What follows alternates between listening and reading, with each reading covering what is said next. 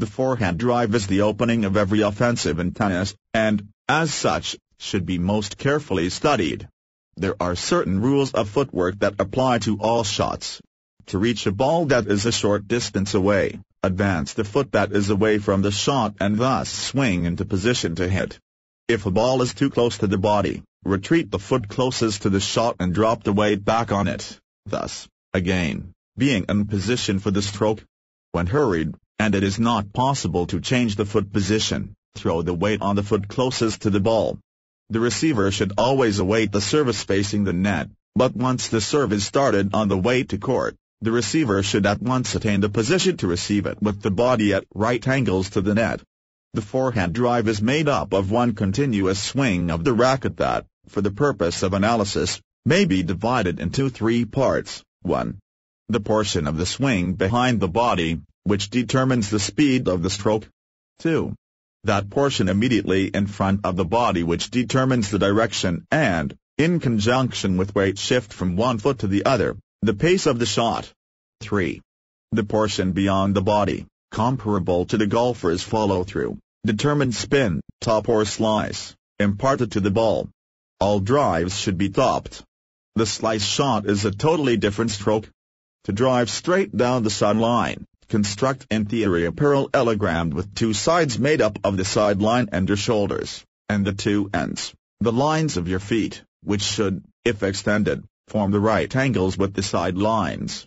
Meet the ball at a point about 4 to 4.1/2 feet from the body immediately in front of the belt buckle, and shift the weight from the back to the front foot at the moment of striking the ball.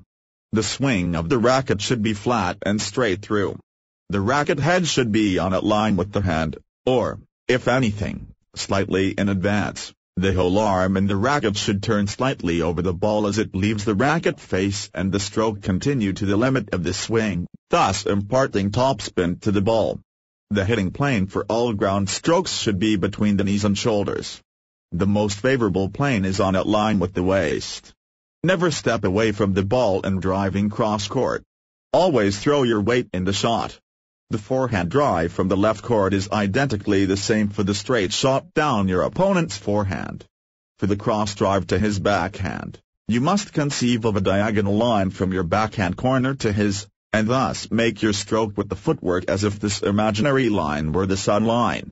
In other words, line up your body along your shot and make your regular drive. Do not try to spoon the ball over with a delayed wrist motion, as it tends to slide the ball off your racket.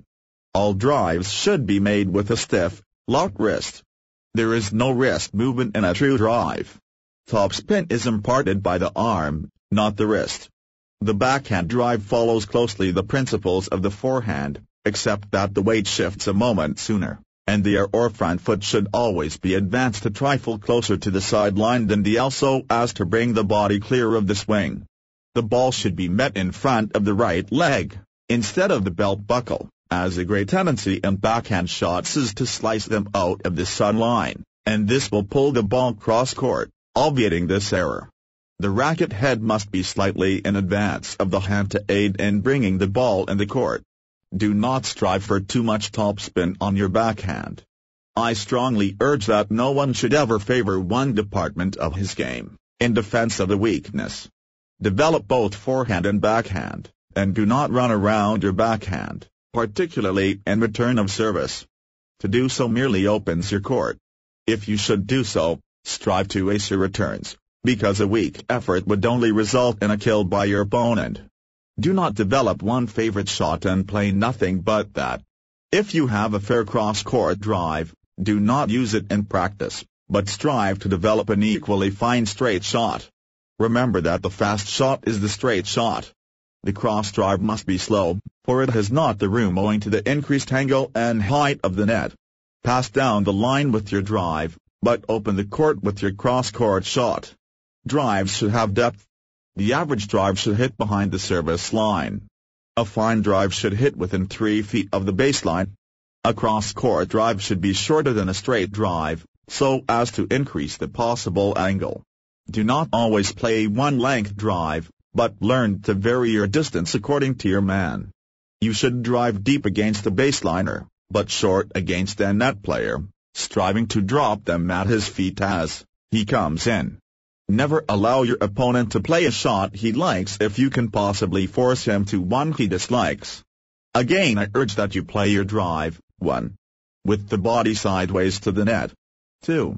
The swing flat, with long follow-through. 3. The weight shifting just as the ball is hit.